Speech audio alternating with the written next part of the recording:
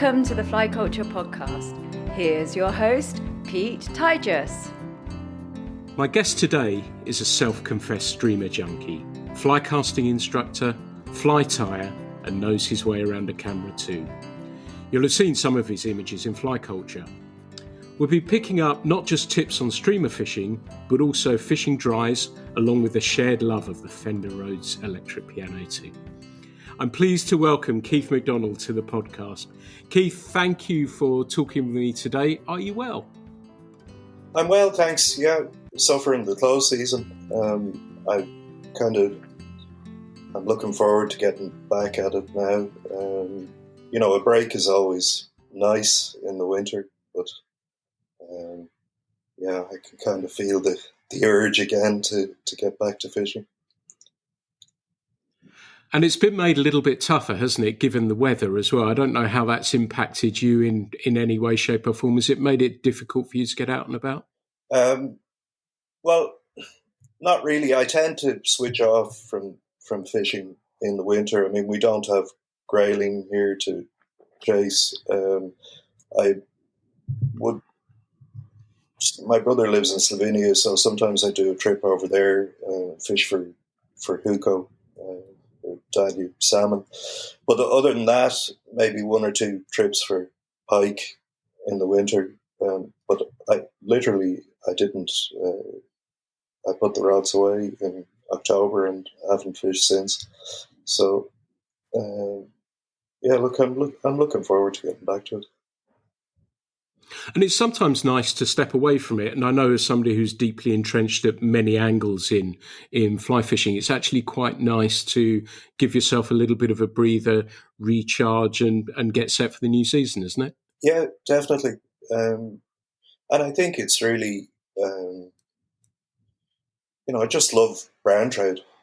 Absolutely love brown trout. I love salmon too, but brown trout are the number one. And, the options here in the winter are really for pike or rainbow trout. And most of the time they don't scratch the itch in the same way. And are you one of these people who makes these New Year resolutions? Are you sitting there thinking, right, I want to do this year, or I'm going to try this, or I'm going to go there? Well, the goal has always been the same. It's to get a double figure Irish river trout. So I'm hoping I can manage that. And once I can do that, I'll be a happy man. It's a tall order, and I think it probably becomes more difficult. So I've managed it in other countries, but Ireland, there are fish, 5 to 7 pounds weight. Once you get above 7 pounds, it's a very difficult one to find. But that's always the goal. I think last year I realized kind of July time that for most months of the season I'd had a good sized trout, over 4 pounds. And when I realized, I gave it lacquery in August to try and get one, and that wasn't possible. But I suppose I found a couple of new rivers to fish that are giving me some early season fishing. And I was always jealous of you guys over there because, I see a lot of people having great spring dry fly fishing for good sized trout, which, is difficult to find here. But now that we have these couple of rivers, it's like that it may be possible just to have that goal through the season from March to September to get a good sized fish for each month. So that might be a goal. Nice. And that's a nice one to have, that double figure, because I sincerely hope it happens for you. But it's a nice one to roll over in a minute form of motivation as well. I guess the obvious question is, well, what happens next after that? if that magical happens, that's a tricky one, isn't it? I often think about that too. If it happens, what the mindset would be afterwards. But I suppose I, I I think that fishing is just so important to me that it would continue to be the same. You know, that I just love it. Just love going fishing, and yeah, it'd just be. I say to some of my fishing buddies that we know talking to me afterwards, you know, I'd just be, I don't know. But that it's a goal, yeah, and it's one just to keep you motivated and keep you going. Yeah, absolutely. For our listeners, could you let us know where you're based? And does that mean, you've mentioned a couple of rivers that you've discovered, does that mean you're in a area that you have sort of water that is relatively close and easy to get to, or does it mean that you have to jump in the car and travel that little bit further for those fishing fixes? Yeah, so I'm in Dublin, the capital of Ireland, and there are rivers close by and some good ones. The Liffey, the Boyne, even in Dublin City, there's the River Dodder, which is near my house. But I tend to go further afield. Like most places are not too far. You know, west of Ireland, Galway is 2 hours straight across, and there's rivers in the Midlands that are, you know, under an hour's drive away. So it's not too bad in that regard.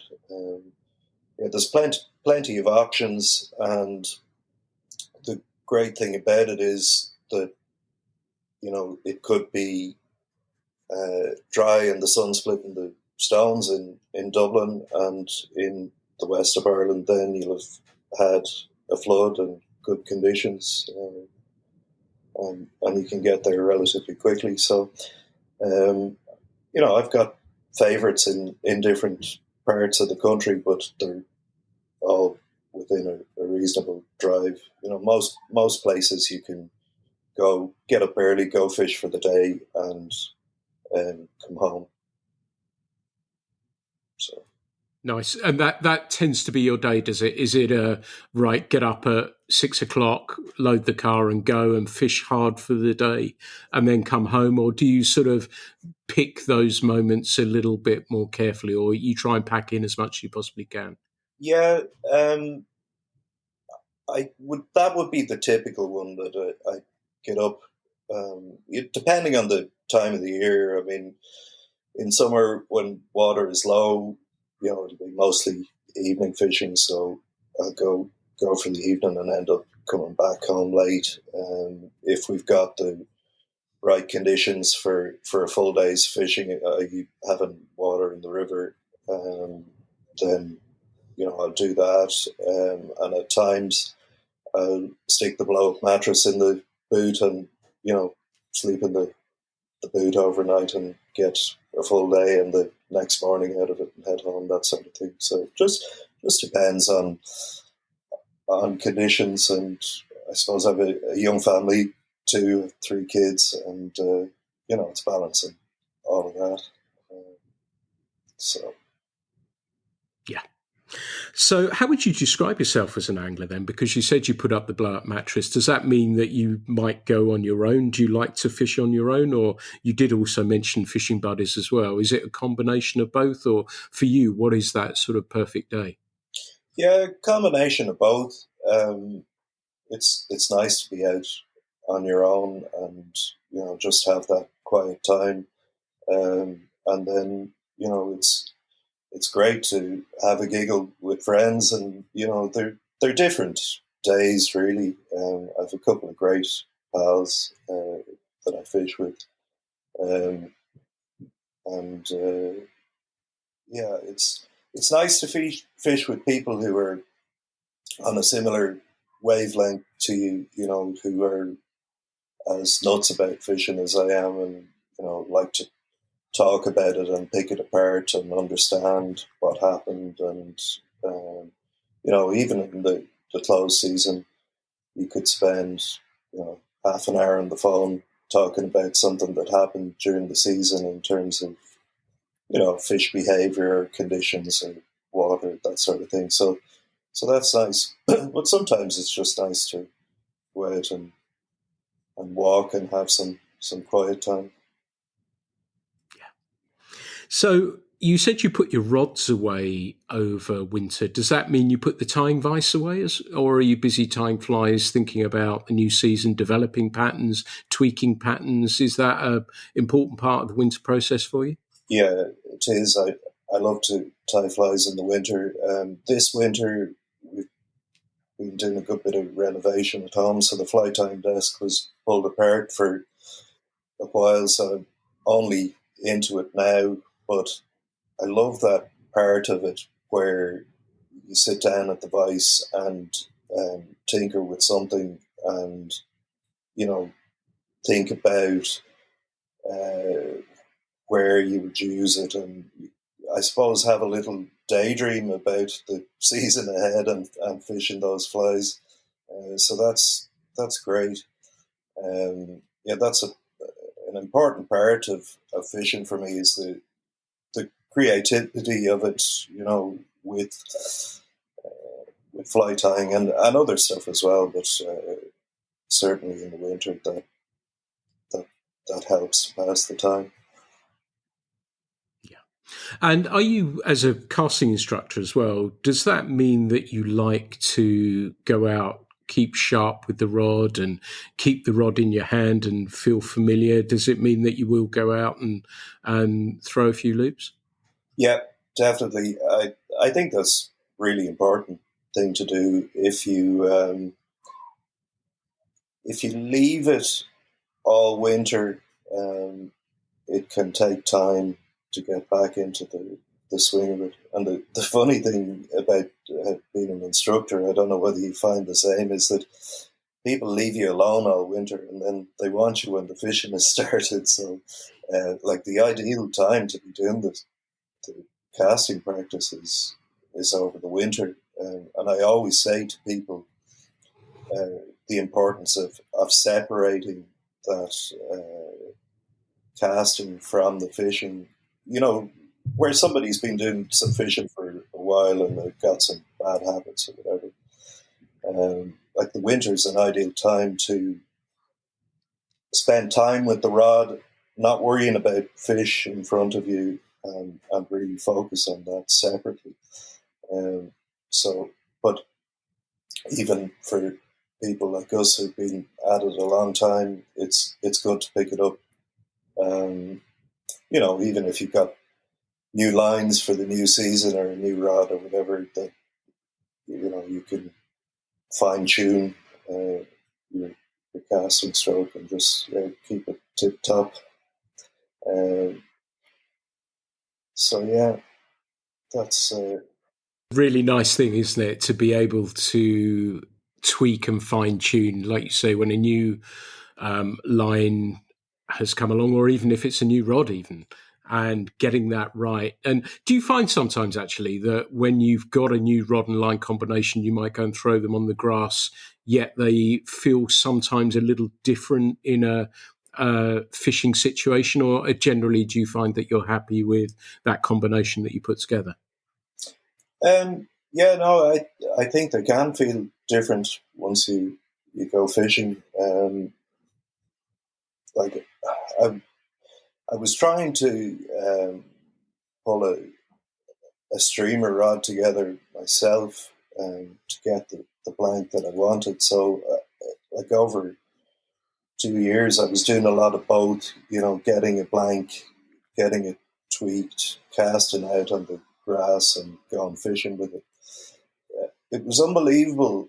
Um, so you put the rings on or you get the blank and you know bend it up to the tip up to the ceiling and say, oh yeah, that feels like a nice blank. You put the rings on it, and it starts to feel a bit soggier, and then you go out and cast and think, yeah, that might do the job. When you go to the river, it can be a different thing entirely. So on a number of occasions, I found that casting on the grass, yeah, this is potentially right now, the right rod for cast. I'm talking about casting big flies, casting streamers. This is potentially right. And you go to the river and say for example, it mightn't have the backbone to lift the big soggy fly out of the river, or to peel the line from the water. So yeah, look, it's a different thing. But grass is very, very useful for practice, having drills, casting drills. Say, to really understand how the rod tip works and to be able to control your loops.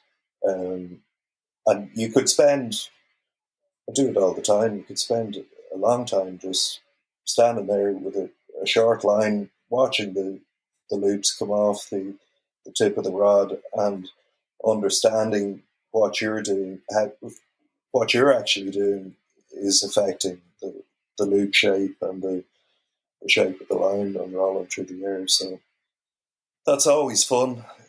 Looking at loops is a sport in itself. Yeah. And would you advise listeners to practice? You said watching the loops. Does that mean you're watching it in the traditional overhead plane, or are you whacking it on the side a little bit to have a look, or a combination of all of them?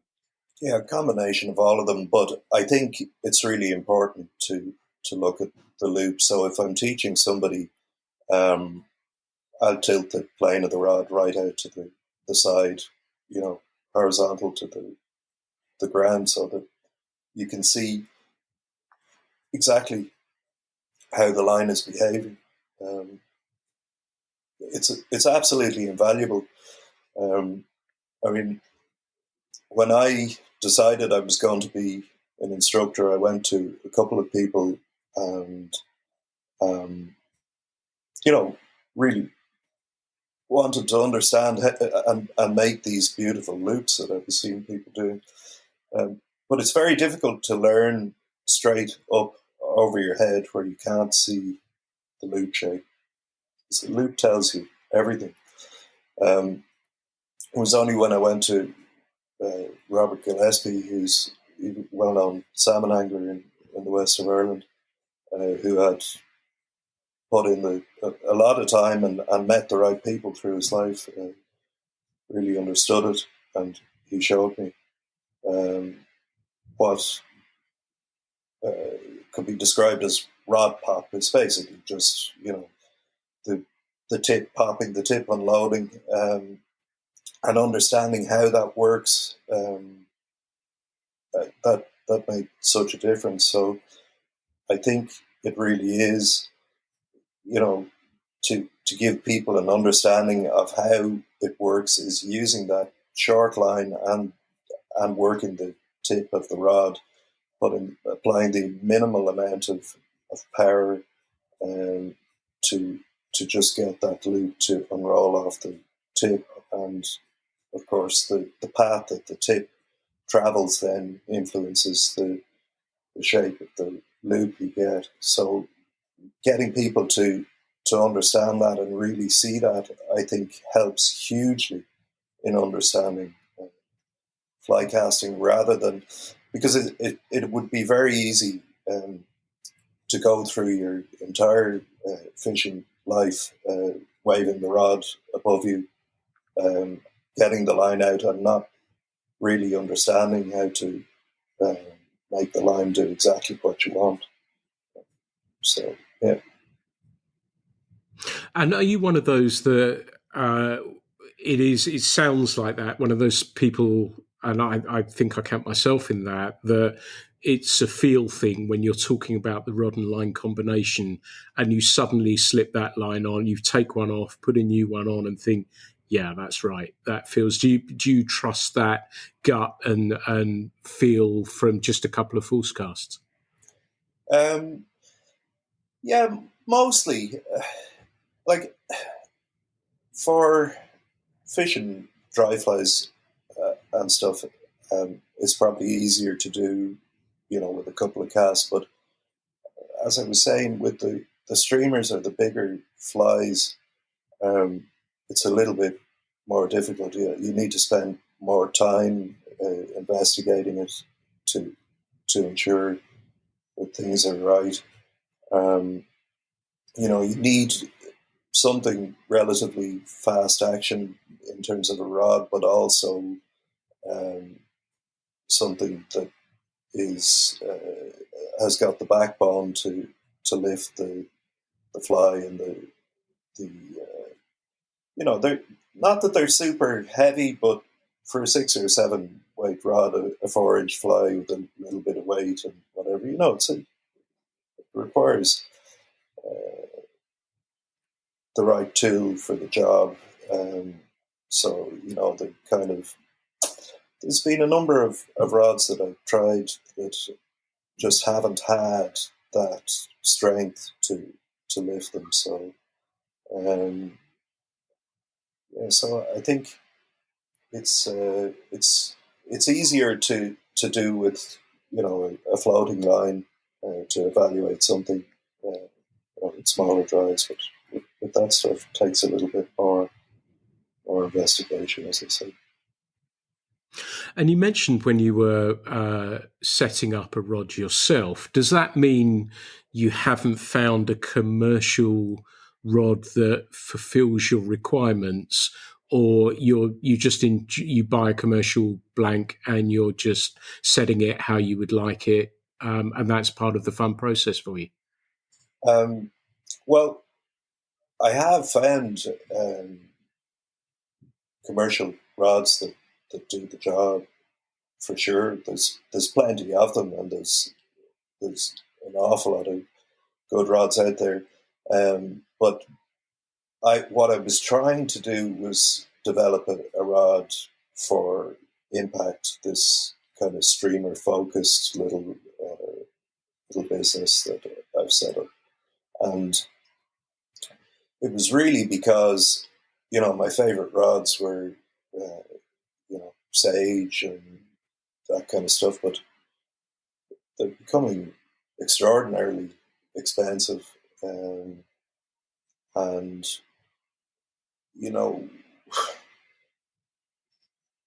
if you break a tip or you break a section, send it off to the States, it's getting really expensive to do these things. And you don't need €1,000 or €1,200 fly rod.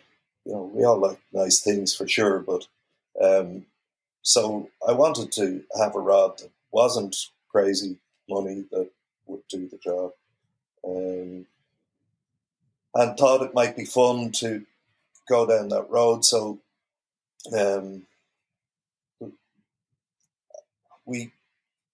myself and my business partner Mick, and we got a good way down the road with really cool guides that gave us lots of shoot and nice handles and graphics part of it. We were really enjoying ourselves, but getting the blank right at distance is very difficult. So what I mean, working with a factory to try and get the blank right rather than travel and show them, that was difficult. So we ended up, we got something that we liked, and what came back afterwards, we ordered 20 blanks initially. What came back was not what we asked for. So being a small business, we parked that for a while, but it'd be nice to get back to it again, because as I say, there was quite a number of things that we come up with that worked well for a streamer specific rod. So that's another tangent.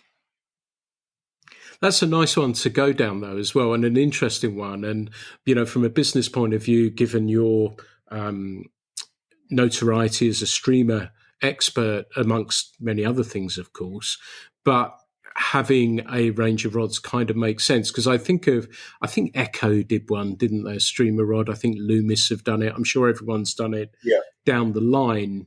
But having a specialist rod built by a specialist kind of makes sense for people to say, yeah, I think I'd be interested in one of those. That must be, I would think, how I would look at it anyway, because although I suppose it could be almost termed niche, although it's not niche, because, I'm discovering more and more people are turning to streamers. And like you say, the biggest issue is turning that big heavy fly over and getting it to shoot the line out, as you described. Having someone who's taken that aspect out of it and designed the rod that's going to do that job, that kind of makes it interesting for me and would make my ears prick up, that's for sure. Yeah, and it's the number one question that people come to you with regarding streamers is, well, what rod and what line? And as I say, I'm loath to recommend €1,000 fly rod. It's unnecessary. And you're right, there are rods that just by default work for streamers, and there are rods that are designed specifically. Some of them, however, from an American point of view, are designed for fishing from a drift boat, or they have been designed where somebody is fishing in a drift boat, and that presents something different, really. Because you're the nature of being at that standing on a platform. Casting makes life much easier for you rather than being knee deep or more in a river and getting the line speed and the backbone to lift the fly and deliver it. So, as I say, we got a good way down the road, and it was a great learning experience, but temporarily parked. But I will get back to it at some point. Nice. So we'll move on a little bit now then. So I guess I think I probably know the answer to this, but dry fly or streamer? Well, we were talking about the gull being a double figure fish, and people may not understand, but I say to my pal Kieran, I'd nearly be disappointed if it came to the dry fly. It would have to be the streamer. I love both, but just the streamer fishing, getting that response from the fish, and the way the fish behaves is just amazing. The predatory nature of brown trout. I think, I just love that. And they're not a million miles away from each other, because what do we love about dry fly fishing? Well, it's that visual aspect. To me, the fish coming up and taking your fly. And with streamer fishing, or the type of streamer fishing that I like anyway, it's the same sort of thing, because the fly is relatively close to the surface, and very often you see the response from the fish, see them take it. So that's really cool. It's the visual aspect of it. But I do lots of dry fly fishing too, and it depends on conditions. And that's the good thing about those two things, is that good dry fly conditions won't be good streamer fishing conditions necessarily. So when you've got settled warm evenings that suit the dry fly, you can take the relaxed approach and go for a walk and find fish. And then when the water comes and you get those dirty days that really suit streamer fishing, go for that. Not to say that dry fly won't work on those days, but the excitement comes from those conditions coming together for streamer fishing. I'll run for the river. And does that mean then that you're looking? Would ideal conditions for you be a rising river or a falling river, or would they be what you would term just about as good as it gets?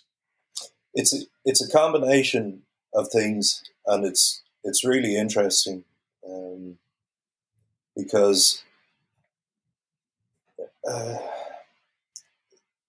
so a dropping flood, we all know, is good for fishing, and there's a point on that drop that the fishing is at its best. But a rising river as well, there's a window in that. For example, last September, we already had a lot of water, high river, and then it started bucketing rain again, and it was towards the end of the season, and I was going fishing regardless, and I had one of those real bumper days where the fish were so aggressive and switched on, literally bow waving at the fly, fantastic, and that was just so the river was already high and it had begun to rise again. It was just that change again, but also combination of light because it was really dark day, and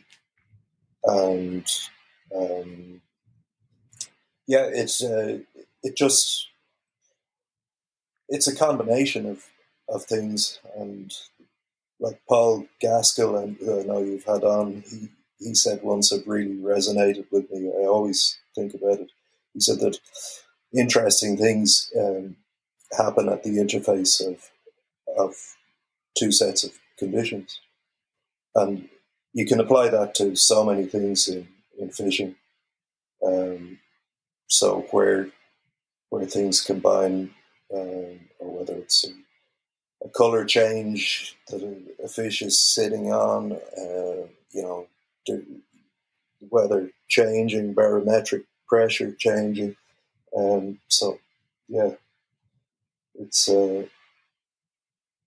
interesting stuff. And streamer fishing just gives you a way to fish in conditions that are perhaps not optimal for other styles of fishing.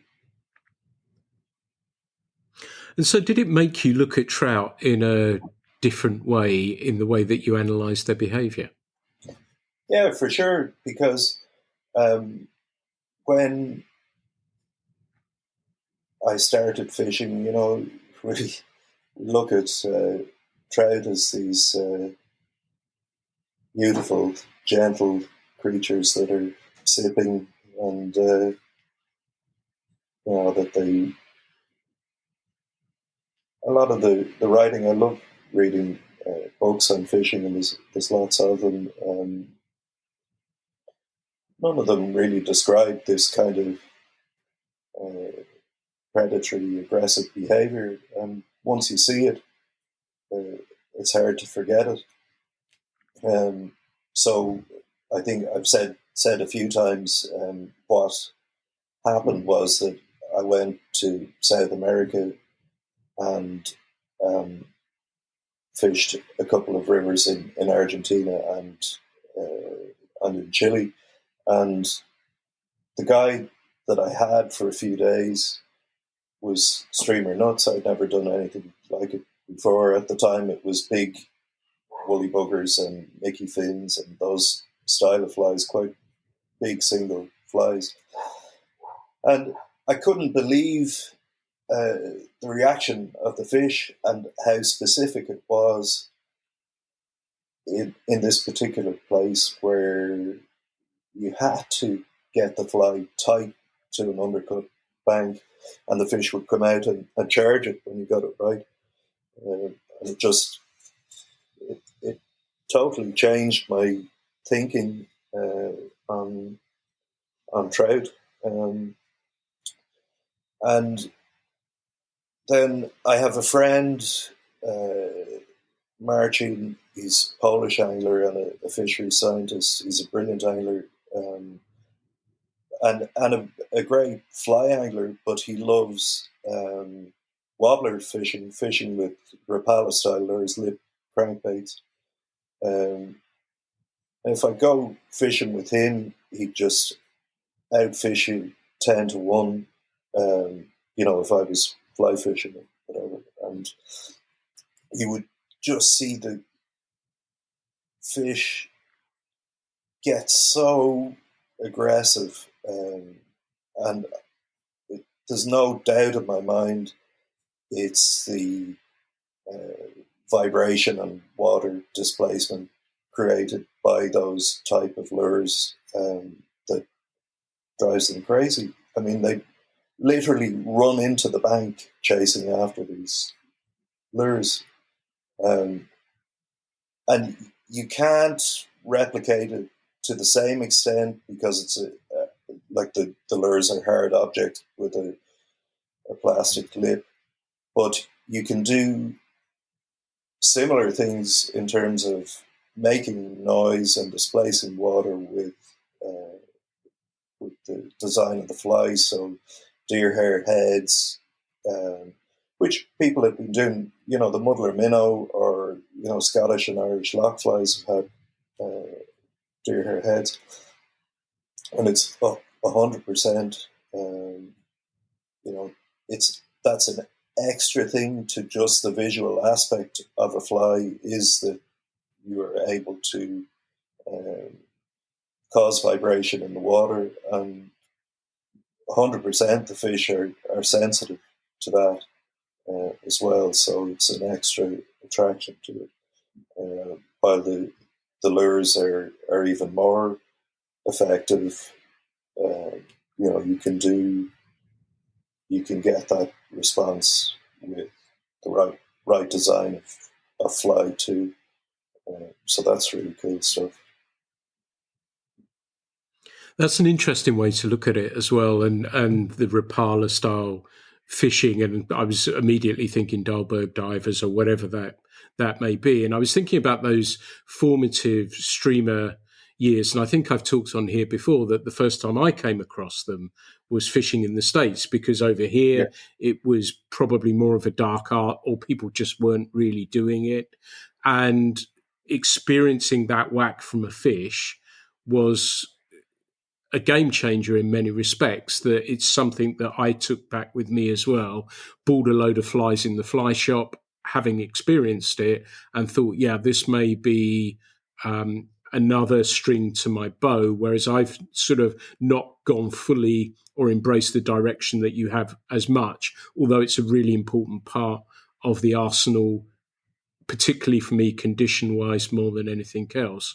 But how did you develop it when you came home? How would you, for people listening who are streamer curious, how would you like to fish them? Are you fishing them across? Are you fishing down and across? Are you fishing them upstream? I know the answer is probably yes to all of them, but what would be a good place for somebody to kick off to say, yeah, I think I'd like to give these a go? Yeah, I think, look, as you say, it depends on what you're faced with, but ideally, I would fish the fly directly across or slightly upstream, and it is imparting motion to the fly, really working the fly, and that's the fun part of it, is that you're constantly trying to manipulate the fly and get that response from the fish. And it's there's an awful lot in that. I mean, people. I think there's still a lack of understanding, and there's always going to be the stuff in fly fishing where people give out about stuff. But there's as much in streamer fishing as there is in any other technique in terms of manipulating line to make the fly swim a certain way, changing direction with the fly, triggering responses, and the casting itself is challenging. And look, when you go out and you're faced with a pool, happily cast upstream, that can be a lovely way to fish and strip the fly back towards you and get the fish to react. But I've said quite a number of times that I'm not a massive fan of, and when I'm talking about this, I'm talking specifically about the kind of larger flies, the 3 or 4 inch flies, of swinging the fly. You know, the thing is to give the fish just this kind of glimpse of something that appears to be alive and needs to be dealt with.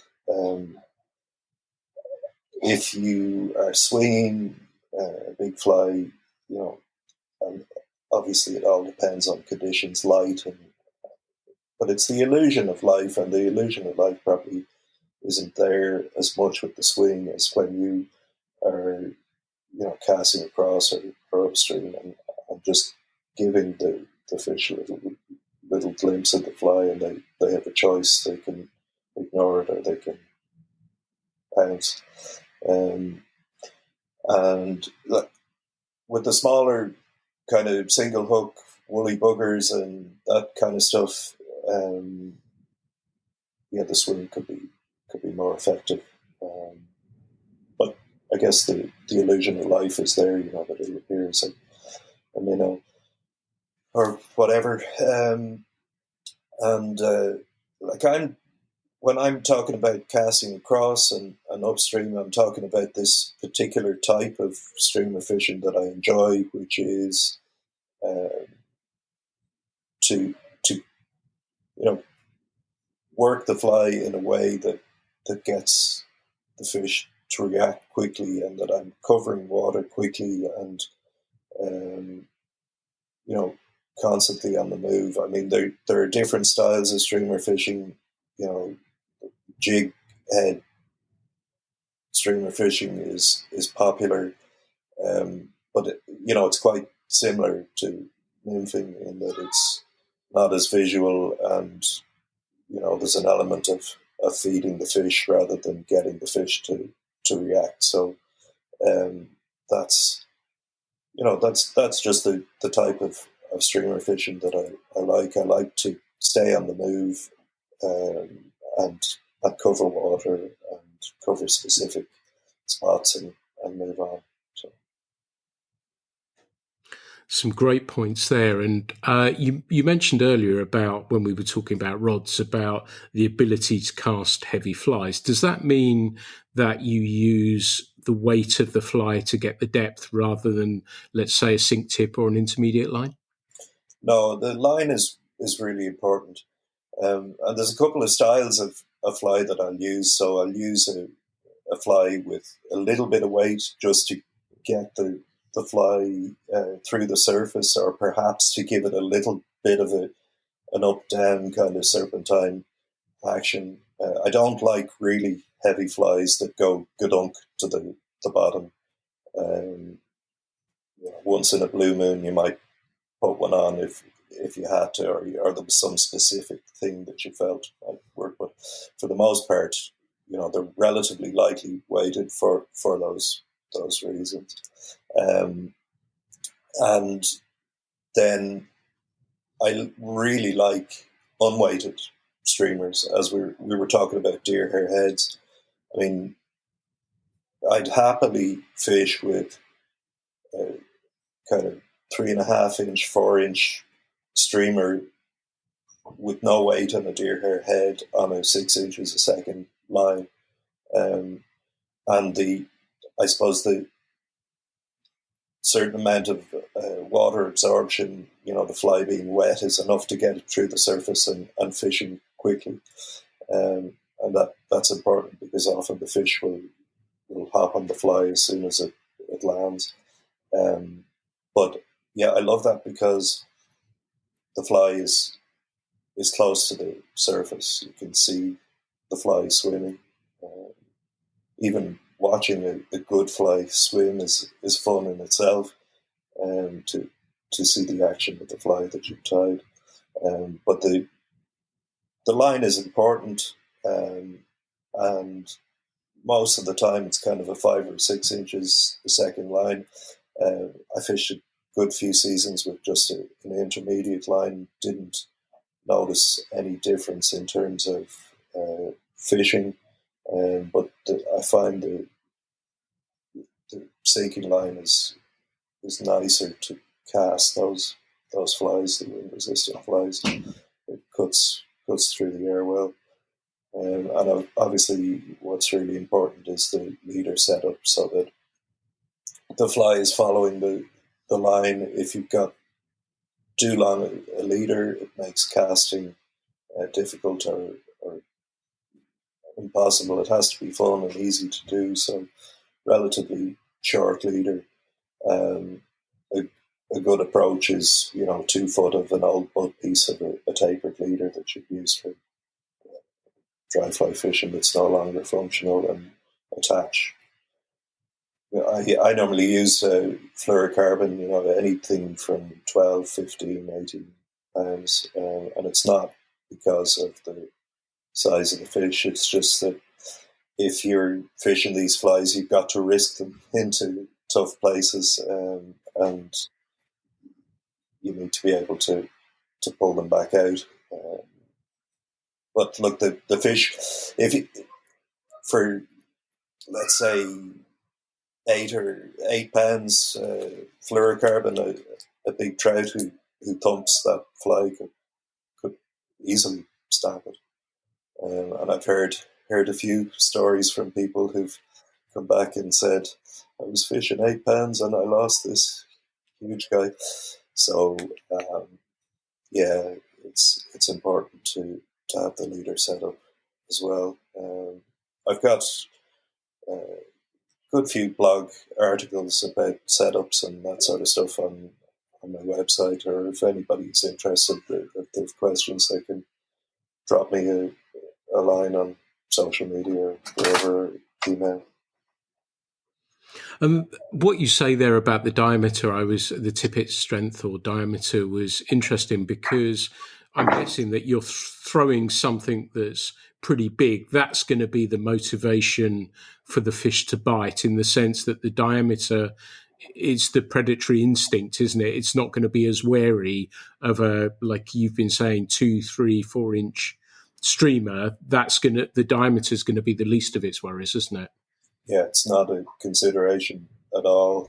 And most of the time, like the conditions that you're fishing in, there's not a chance of them seeing it. But even with clear conditions,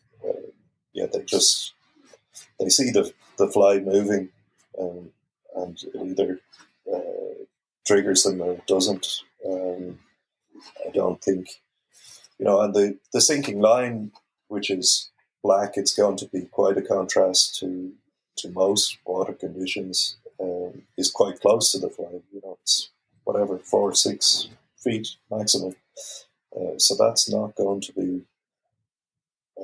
It's never really been a concern. And you've talked about manipulation and the movement of the fly being, of course, very, very important. I guess that comes down to how you attach the fly to the leader as well. Would it be a loop knot of some sort? Yeah, absolutely. And I think it does give you an extra advantage to have the Rapala knot. It has a couple of other names as well, I think, but it's quite a simple knot. Little loop on the end allows the fly to free swim, and just the action of the fly, the movement of the fly, makes a big difference in triggering the fish to respond to it. So, and we were talking about different types of flies. The head has a big influence on how the fly behaves overall. So if you've got a loop knot that allows the fly to move freely, then that definitely gives you an advantage, particularly, if we're talking about having those little skull heads on and giving you the jig action, up, down action. Yeah, for sure. All those things help. So and it's a relatively easy knot to tie, quickly was useful for sure.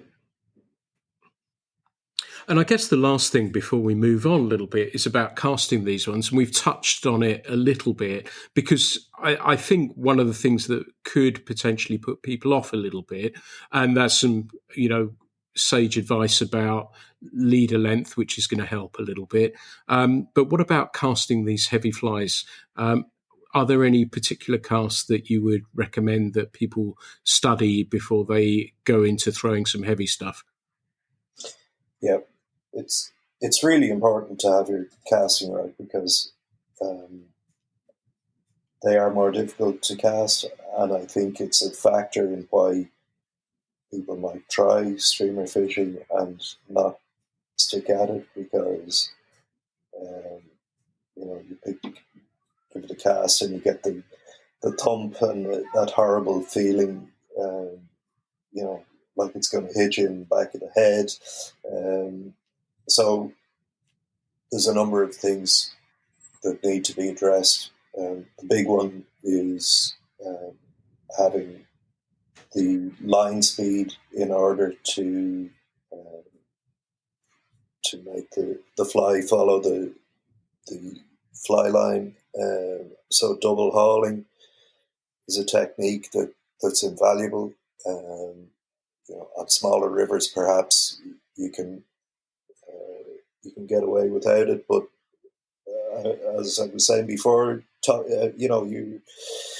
this kind of quick covering of water over the course of a day, double hauling is going to help you in that regard as well, in that you're delivering the fly quickly.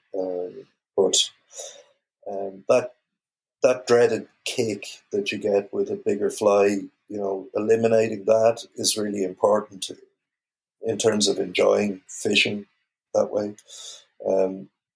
So one thing that helps as well is when you've made your back cast, allowing a certain amount of line to slip through the guides and out into the back cast, and just playing with that so that you can get a smooth cast where you don't get the kick. So it's a combination of that, line speed as a result of double haul, the correct setup, and in terms of tippet, line and rod, and there's all sorts of crazy looking streamers out there with heavy heads on them.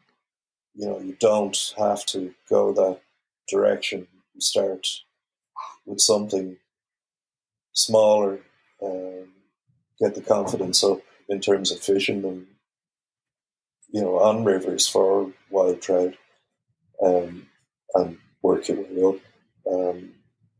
because there are flies there that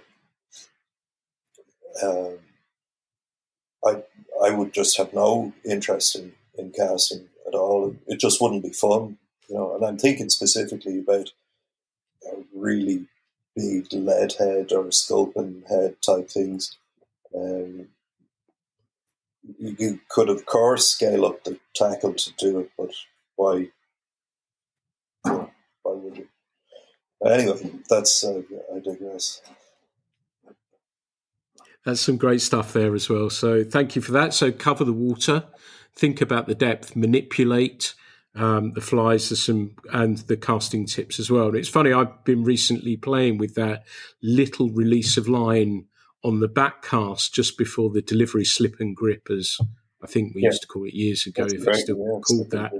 And the one thing I always remember about that is if you want to have a close shave, don't let too much go.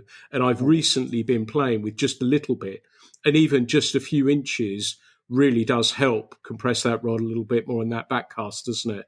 And really helps with that forward cast as well. So, I've sometimes played when I've just got a piece of yarn on there, letting loads go and it comes through and just clips you on the shoulder, doesn't it? And you don't want that if you've got a particularly heavy fly. And so that was some great advice about that as well. And Absolutely. slip I'm and sorry. grip. There's a further one that I missed, and what you've said has reminded me of it.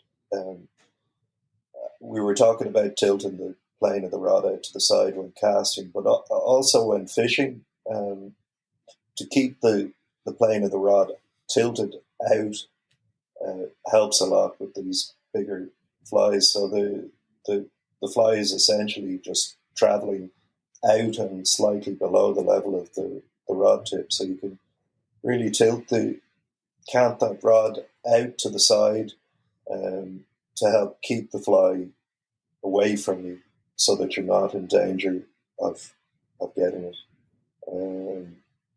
Thankfully, I've never stuck one in myself, but if you were taking the straight up and down, straight over the tip approach, you would certainly end up with one in the shoulder, but also you're in danger of hitting your fly rod as well. With the, if you have a metal sculpin head, no matter how small, if you clip the tip of the rod with that, then you're going to do it damage. So that's a really important one. Wonderful. Let's move on a little bit. And doing my research, I know we've spoken for quite some time during the life of the magazine as well, but can you tell myself and listeners a little bit about Impact Fishing, your website, the really cool blog, and the other bits and pieces that you do there? Yeah, sure. Well, I suppose impact fly fishing is just, the thinking behind it was just to have a niche streamer specific thing where people could get really good quality streamers that work, and the advice and learnings from that go with it, and just to gradually develop the right tools for the job that you could go on in one place, and just the sheer love for it, really. And I've been taking photographs for some time, and just to have something somewhere to put them and make use of them. Like I put stuff on social media, but kind of gets lost very quickly in there. I think that's one of the unfortunate things about it, is that if somebody puts time and effort into something, that it can just get lost in there. So at least with the website, it's somewhere that you can put all of the information and put some nice pictures, and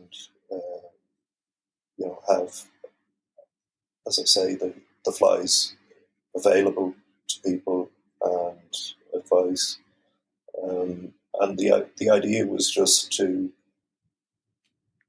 as I say, to grow it slowly. We had to go with a rod.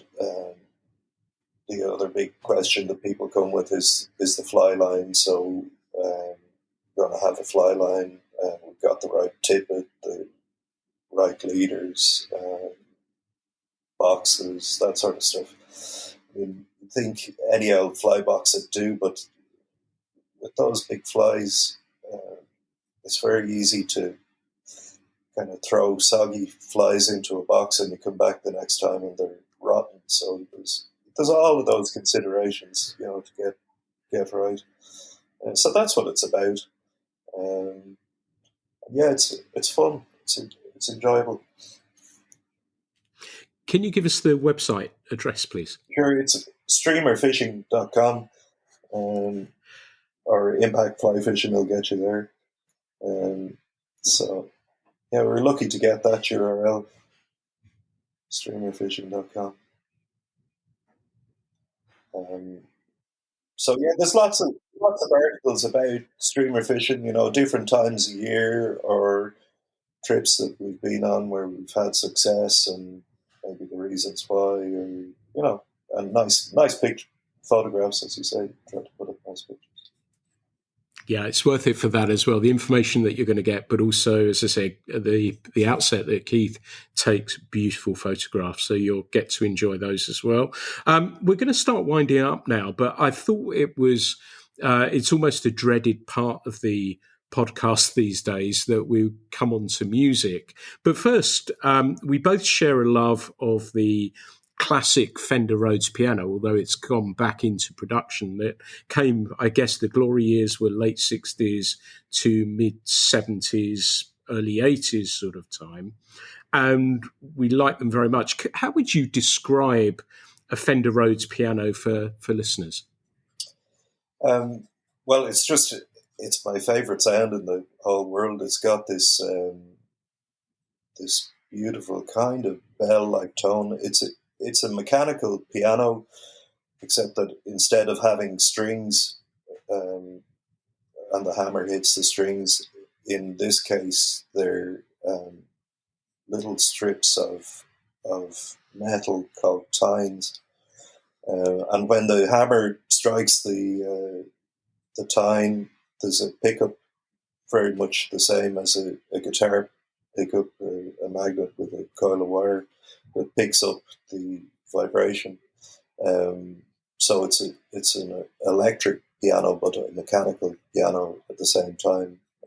So if you were to play it in a quiet room, you could still hear a sound. Though when you plug it in, you can do incredible things in terms of manipulating the sound.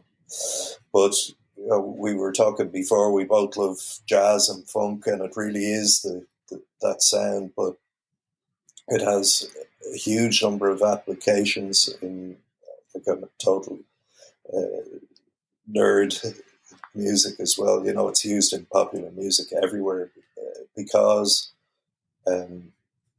it creates its own space. If you've got drums, bass, guitar, and voice, you can fill up the frequency spectrum very quickly, whereas the Fender Rhodes will sit above that and have a space in which it cuts through. So anyway, that's probably too much for a Fly Fishing podcast. It's a beautiful instrument. Absolutely. We could go on for many hours. If you're listening and are still listening and haven't fallen asleep while we're geeking out, think Chick Corea, think Herbie Hancock, think Stevie Wonder, think Jamiroquai. There's many, you'll often hear and see them, Billy Joel, Bill Withers, anything along those sorts of lines that they feature. I don't listen to many fishing podcasts, but you may be interested, Keith. David Holloway has one called the Keyboard Chronicles with his friend Paul Bindig, and it's really good. And it talks to people who play keyboards in bands, and you can geek out there on all sorts of musical nuances, equipment, and stories as well. So that's my free gift to you for coming along today. Give me a tune. We have the Fly Culture music mix that's on Spotify. I think I called it the Road Trip Mix. Can you give me a tune for that, please? Sure. It'd have to be one with Fender Rhodes on it. So Steely Dan, AJA. Yeah, massive Steely Dan fan. And they used the Fender Rhodes piano all across their albums, and even through what we were talking about synthesizers, when the synthesizers come along, but the ability to tune the Fender Rhodes piano, to stretch tune it, and all of those kind of things appeals to people like that who are into jazz. Whereas the nature of synthesizers is that you can't tune them, whereas you can tune individual keys. Anyway, I'm gone again. I'll stop. Yeah. Well, it's interesting because I know we were talking off mic about it, and it's kind of like, for me, Fishing Bamboo in some respects, that my one was built in 1971, and it is that sort of retrospective look, yet it's still relevant today. And I think that's why I like them so much. But I think that, or a glass rod, or if people are looking, that's why I think I probably like them so much and love the sound of them. And I suppose, like you say, the music has a lot to do with it as well, doesn't it? Yeah, for sure. And they have a smell and a feel and a texture, and we're like that with everything. So definitely. Yeah. Good point. Good point. Well, it has been an absolute pleasure talking with you, Keith. You packed so much information and insight into this. Before we go, can you give us all your contact details, your social media handles? Just remind us of the website again, although I think it's a pretty easy one to remember, but how people can find you. Yeah, I have a couple of websites, streamerfishing.com, which I keep more current, and I have fluffchucker.com as well, which I had set up for casting instruction, though it's difficult to maintain the two and keep them up to date. But still, there's some interesting stuff on there. And I'm on Instagram and Facebook as Keith McDonnell. So if you want to give me a shout, that's no problem. Fantastic. Keith, it's been an absolute pleasure talking with you. Thank you so much for being a guest on the podcast. I really enjoyed it, Pete. Thanks a mil for having me. You're very good. And sure, look, we'll have to talk further about our shared interests in the pianos and music and stuff. That's great. It's really cool. Absolutely. I look forward to that very, very much. Well, folks, this has been another episode of the Fly Culture podcast, free to download and enjoy. I hope you've enjoyed this one as much as me. And as ever, there'll be plenty more coming down the line. Thanks so much for listening. The Fly Culture podcast is brought to you in association with Fly Culture, a quarterly published magazine owned and run by fly anglers. When it comes to fly fishing, we've got you covered.